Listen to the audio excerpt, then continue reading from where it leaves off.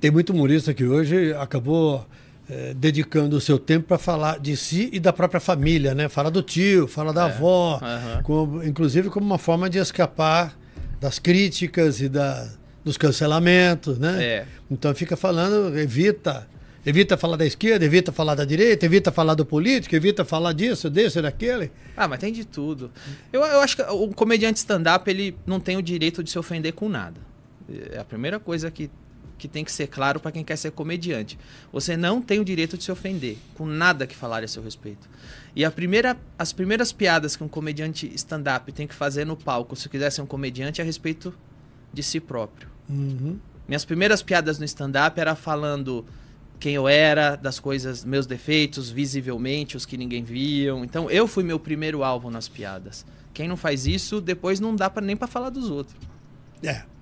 Quem ri tá consentindo? Tá, com certeza. Eu comparo muito... O que eu sempre digo é que todas essas pessoas que dizem que algumas piadas não devem ser feitas jamais pagariam ingresso para assistir um show de comédia.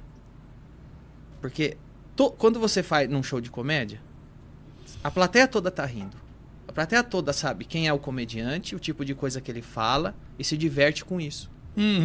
Ninguém vai no show de comédia, levanta e fala, quero meu dinheiro de volta. A não ser que a pessoa não riu.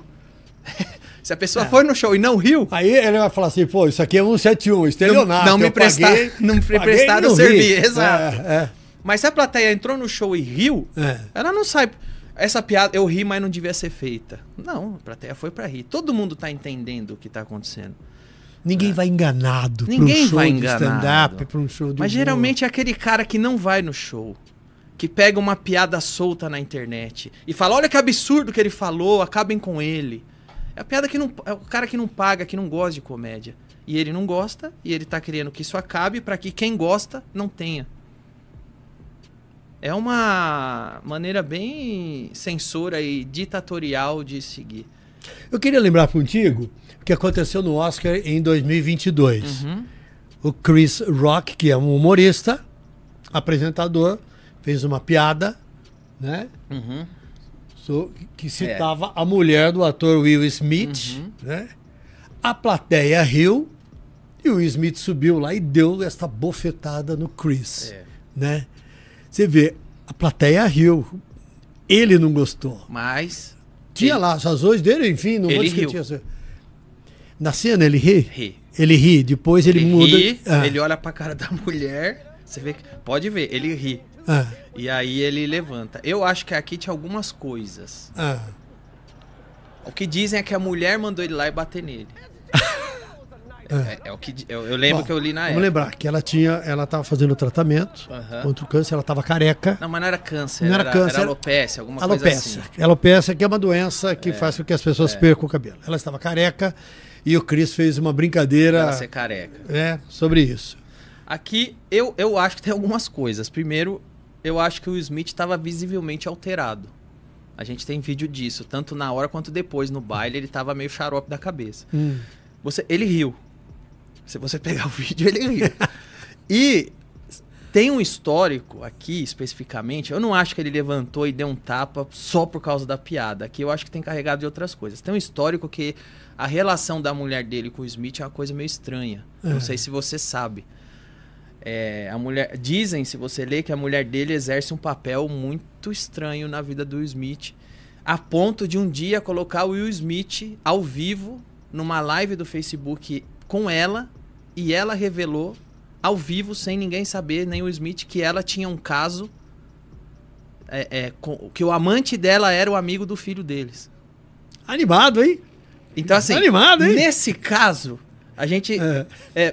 eu acho que não dá pra resumir. Ele não gostou da piada, levantou e deu um tapa. Eu acho que tem mais coisas. Tem algumas coisas muito disfuncionais em volta disso. Sei. Até porque o cara tava no Oscar. Ninguém... por mais que não goste da piada, em sã consciência levanta e dá um tapa. Quando vi ele ir de direção, eu falei, o que ele vai fazer? Eu jamais esperava, e acho que ninguém esperava. Não, ninguém. Eu achei até que era combinado. O Chris Rock não esperava por isso. O Chris Rock falou que achou que era uma brincadeira na princípio. Então eu acho que nesse caso tem uma carga disfuncional muito grande entre o Smith. É uma dinâmica disfuncional do Smith com a esposa. No dia ele tava meio doido, porque se ele não gostasse da piada, ele poderia até ter ido falar com a imprensa, reclamado, mas no meio do Oscar, televisão pra todo mundo levantar e dar um tapa, tem alteração e coisa disfuncional no meio.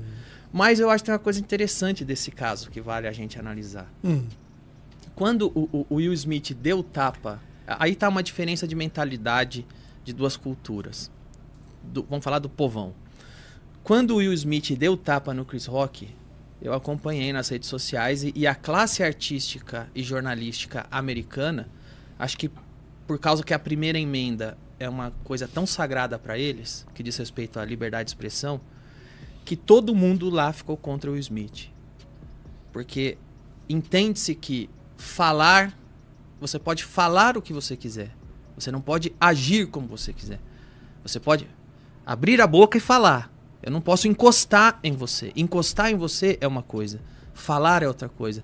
Uma vez eu estava nos Estados Unidos e eu presenciei naquela... Em Nova York, onde tem aquele arco da França lá, eu não sei o nome daquela praça, mas onde ficam os universitários, tinha um pregador cristão e um militante político que não gostava do pregador cristão. E os dois estavam, um de frente pro outro, com a mão para trás, falando e subindo o tom, mas em nenhum momento um encosta no outro. Porque todo mundo entende que a partir do momento que você encostar no outro, você saiu do âmbito da primeira emenda, que falar é permitido. Primeira emenda da Constituição americana, né? Que você pode falar o que você quiser. A liberdade de expressão é sagrada. Já no Brasil, enquanto tava todos os jornalistas e classe artística e população americana condenando o Will Smith por ter batido em uma pessoa que só falou, no Brasil, eu mostro para você um monte de jornalista dizendo que estava certo. Onde já se viu? Eu vi isso. Jornalistas, humoristas, a própria classe humorística, tinha gente da classe humorística brasileira dizendo que estava certo, e muita gente. O tempo passou, alguns dias depois, o Will Smith apareceu em público e se desculpou. E falou, eu não devia ter feito isso. Eu agi errado. Ele disse que ia fazer um tratamento, que ele estava fora de si, que ele está meio desequilibrado, não sei o quê. E ele reconheceu que errou. O próprio Will Smith reconheceu que errou. E esses jornalistas, pessoas na internet e humoristas continuaram dizendo que ele não errou. Muito louco isso, cara. Então, é muito disfuncional isso. É muito claro o que a gente está falando. Liberdade de expressão é uma coisa, você agredir é outra. Essas coisas têm a delimitação muito clara e o brasileiro não entende isso. O brasileiro entende muito que você não pode fazer o que eu não quero, senão eu vou poder te dar um soco na cara agora mesmo. Eu lembro sempre, e nos últimos anos, né, na televisão, as equipes da Globo, até o grande Caco Barcelos, foi hostilizado pelos petistas e teve que se esconder com a equipe num bar no Lago da Batata, porque ele era representante da Globo golpista. E a direita aplaudia, né, a cobertura jornalística que a Globo fazia. Depois, a Globo passou a ser a Globo lixo para os que do grupo para os bolsonaristas. Exatamente, né? exatamente. E passou a ser defendida pelos petistas. Exatamente. Na prática, é a mesma coisa, depende só de quem está. Exato. O Caco Barcelos foi hostilizado, quase foi agredido, teve que ser protegido, isso. Porque a esquerda queria pegar o grande Caco. Não existe no Brasil, talvez, um jornalista que tenha dedicado e se dedique tanto a ouvir as minorias, a dar voz àqueles que são invisíveis, né? E foi muito hostilizado. Sabe que eu tenho um site que chama Não é Imprensa. Convido todo mundo para conhecer. É um site que eu fiz com o Diogo Mainardi e a gente tenta manter lá a nossa independência. Não é Imprensa. Não é Imprensa o nome do site. Você anotar para olhar lá depois. Tá, o que usa, o Martim Vasques, o Mainardi e eu. Nós somos os donos do site. Convido todo mundo para assinar. É um site completamente independente. A assinatura de vocês faz toda a diferença para a gente. Conhece lá, Não é Imprensa. Um dos textos que eu escrevi lá tem um tempo é que eu comparei ali quando na Praça da Paz, na China, aquele tanque de guerra, aquela cena famosa, que você tem o... Do tanque que vem assim tem e o cidadão... o cidadão para na frente do tanque. E o tanque não para, passa em cima do cidadão. E a analogia que eu faço ali com isso é que no Brasil, você tem os dois lados brigando, não para ver quem vai salvar o cidadão, mas para ver quem vai dirigir aquele tanque. A briga aqui, de bolsonarista e petista, para mim, não é para parar o tanque. É para ver quem vai entrar no tanque e ter o poder de fazer isso se quiser.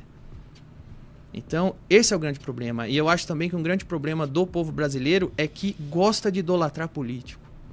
Ele acredita. Então, assim, ou você é do bem porque você puxa o saco do Lula, ou você é do bem porque você puxa o saco do Bolsonaro. E se você é do mal, se não fizer isso e vice-versa. Então, eu acho que quando você tem um povo que espera muito que os políticos façam tudo por você, você acaba criando esse ambiente onde o político se sente muito poderoso porque sabe que, na verdade, ele não é regulado pela população, ele é adorado pela população. Aliás, uma reportagem recente na Folha de São Paulo identificou que nos vereadores de São Paulo, 60% dos vereadores da atual legislatura não foram eleitos com base em suas propostas de ação para melhorar as condições da cidade, mas com base numa narrativa política. É isso. Então hoje você tem os discursos. Hoje está assim, os discursos políticos estão na mesa. Qual você vai pegar? Vote em mim porque eu sou defensor dos negros e dos gays. Não. Então vote em mim que eu sou defensor dos evangélicos. E aí vira assim, se você não votar no cara que defende o negro é porque você é racista. Se você não votar no cara que defende evangélico é porque você quer que evangélico morra. E tudo está reduzido a isso. O discurso político hoje é assim, você concorda comigo ou é fascista? Não tem outro. Você concorda comigo ou é racista? Me explique. Você concorda comigo ou você bate em mulheres? É verdade. É assim. É verdade. Então, eu acho que hoje, assim, o Brasil tem essa divisão, que é os lados políticos decidindo quem vai comandar a máquina, não é tipo assim, olha, o STF censura, isso é um absurdo. É tipo assim, que absurdo, estão censurando e não sou eu que estou no controle da censura, isso não pode. Então, a briga aqui é para ver quem vai controlar a censura, quem vai ter o poder de censurar e não para extinguir a censura. E o que eu acho hoje, da cena hoje, é que o Ocidente é refém da agenda progressista. Ela é que dita tudo o que vai acontecer. Não que, se por acaso a agenda conservadora tomar a posse, também não seja tão ruim quanto. Que eu não gosto que nada que venha citar como o indivíduo deve viver sua vida. Né? Eu acho que isso ninguém tem que ditar isso. Mas hoje a realidade é essa. Uhum. Recentemente, o Fábio Porchat, numa entrevista, falou que o humor passa por uma crise no mundo. Uhum. Que vários assuntos viraram tabus, que muita gente se ofende, né? Então, diante de todo esse caldeirão que você está trazendo aí, o humorista é talvez o que mais é atingido. E eu lembro que quando o Porchat disse isso, eu escrevi lá no Não à Imprensa, falando que muito me admira dizer isso, porque o Porchat foi um dos comediantes que ajudou muito isso a acontecer no Brasil. O Porchat é um dos comediantes que você vai encontrar no Roda Viva, sentado falando, o politicamente correto é ótimo, tem piada que não deve ser feita mesmo. Politicamente correto é uma maneira de regular a comédia para não ofender pessoas. Por quê? Porque esse discurso te ajuda muito comercialmente. Eu sei que o Porchat fechou um monte de publicidade ficando do lado das pessoas que censuram comédia no seu discurso público. Só que aí, umas 2 semanas antes dele lançar um filme pro povão, ele deu essa entrevista. Falando, nossa, politicamente incorreto não é bacana. Só que nos últimos anos, todo lugar que ele vai, ele fala que é. Algumas piadas não devem ser feitas. Alguns comediantes não deveriam estar aqui. A ponto dele, inclusive, o Léo Lins ser condenado à prisão e o próprio Porchat aparecer. Primeiro ele pareceu, pessoal, não deve se condenar o Léo Lins à prisão por causa de uma piada. Aí pegou mal, provavelmente as agências de publicidade, você não pode falar isso. Ele voltou e refez o vídeo. Pessoal, é verdade, o Léo Lins passou dos limites, não tá certo, eu me expressei mal. Então, tem isso também. Quando você olha muito para como... confirmando o que eu acabei de dizer, existe uma corrente, que é hoje a politicamente correta, que se você pagar pedágio para ele, você fecha um monte de publicidade, o jornal te chama de gênio, só que se você não pagar, você não faz publicidade e o jornal te chama de fascista e sei lá mais o que. É isso. Você acha que quando a plateia ri, ela tá rindo dela mesma, das coisas da vida dela, ou ela tá rindo daquilo que o humorista tá falando? A plateia, eu acho que é de tudo isso. É de tudo isso. Um dos elementos que uma piada tem que ter para ser engraçada é a identificação. Eu posso falar uma das coisas mais engraçadas do mundo. Se a plateia não souber do que eu tô falando, ela não vai rir. É por isso que às vezes muita gente fala, humor americano, humor inglês não tem graça, humor americano não tem graça. Não, tem, porque a pessoa tá fazendo uma piada e estão rindo. Talvez você não entenda o contexto, talvez a gente não reconheça o que ele está falando e por isso para nós não tem graça. Então quando a plateia ri, ela se identifica. Ela sabe do que você está falando. Agora, toda piada também é uma brincadeira é uma brincadeira de choque. Toda estrutura de piada você tem uma preparação e você tem um desfecho.